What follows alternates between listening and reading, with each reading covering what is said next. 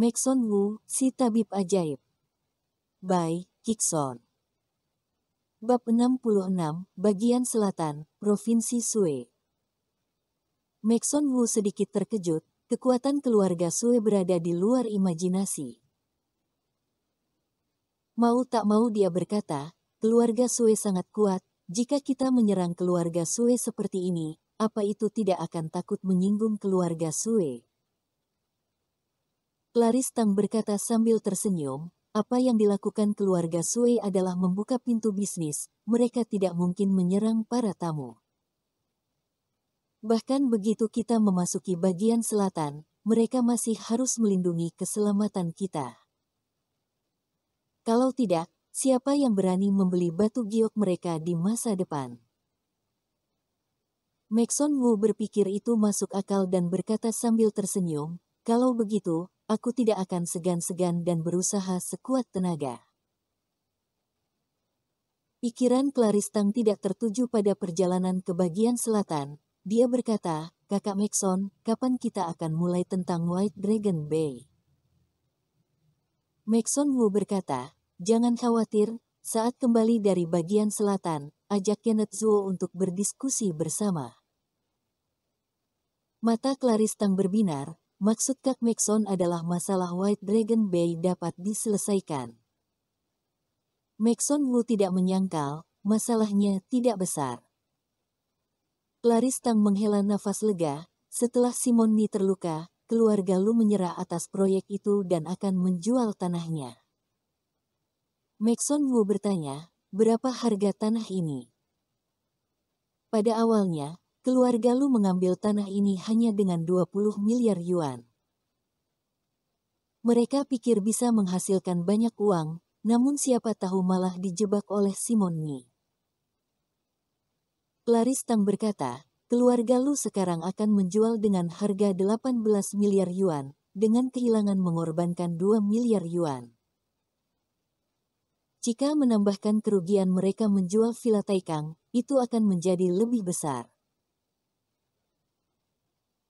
Dia juga memberitahu Maxon Wu bahwa keluarga Lu menjual semua saham Villa Taikang yang mereka punya, dan menghasilkan 12 miliar yuan, kemudian meminjam 10 miliar yuan lagi, baru bisa membeli White Dragon Bay dan bersiap untuk pertarungan besar.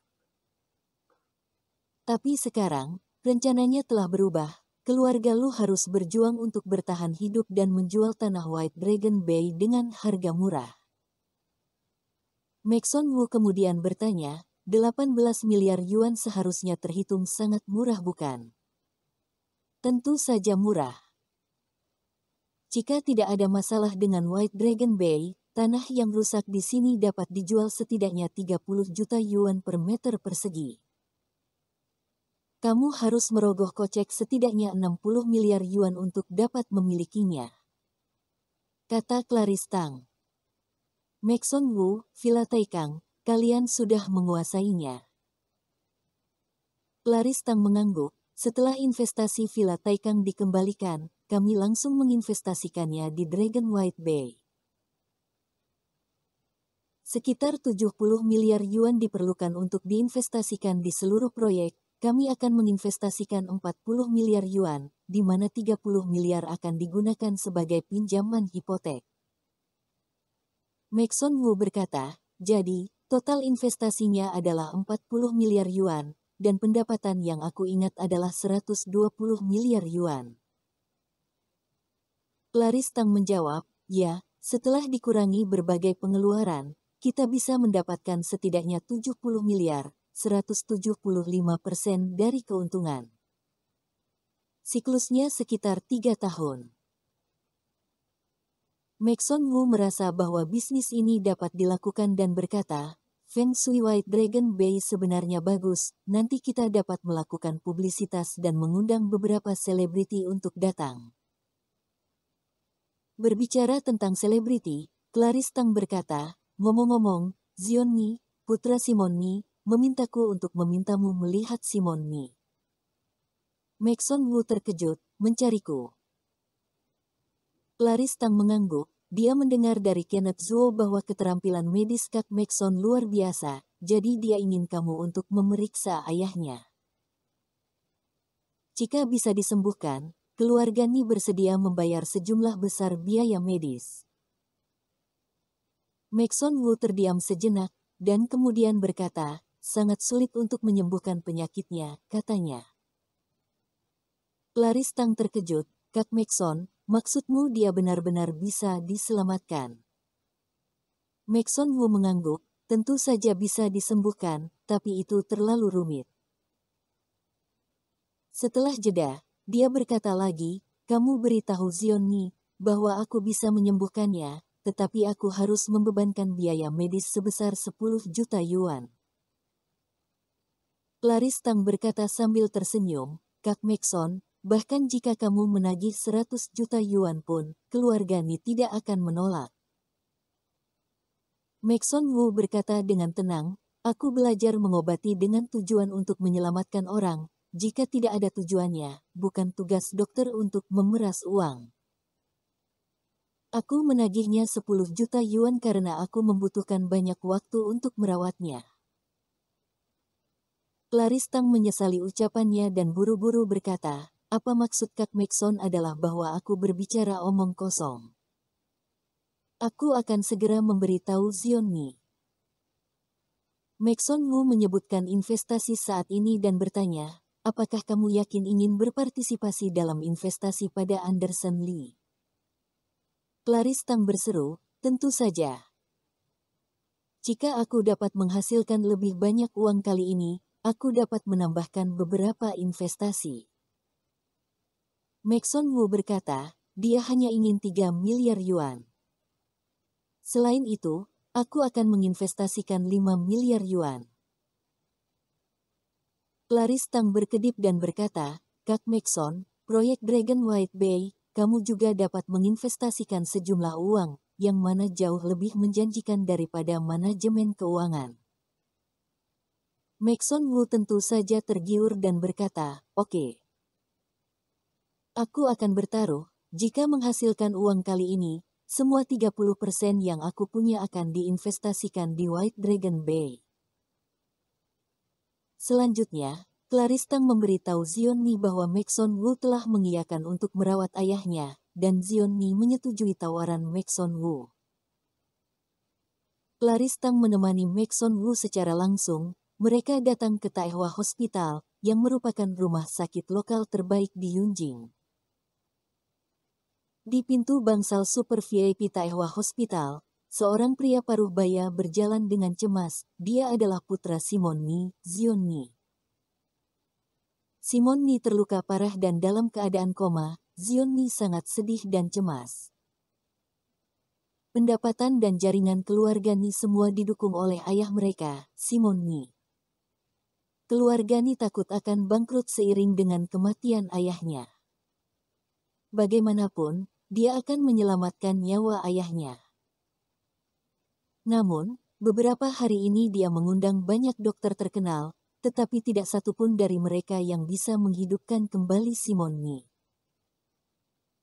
Secara kebetulan, ia mengetahui dari Kenneth Zhuo bahwa ada seorang dokter terkenal bernama Maxon Wu. Dia segera meminta Clarice Tang untuk meminta Maxon Wu mengobati Simon Ni. Baru saja, Clarice Tang memberi jawaban bahwa Maxon Wu akan segera tiba.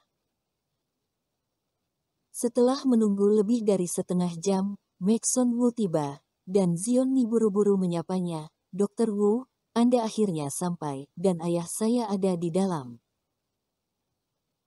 Maxon Wu mengangguk, dia membuka pintu dan melihat seorang lelaki tua dengan wajah hitam keunguan berbaring di tempat tidur, dia sangat lemah dan masih koma.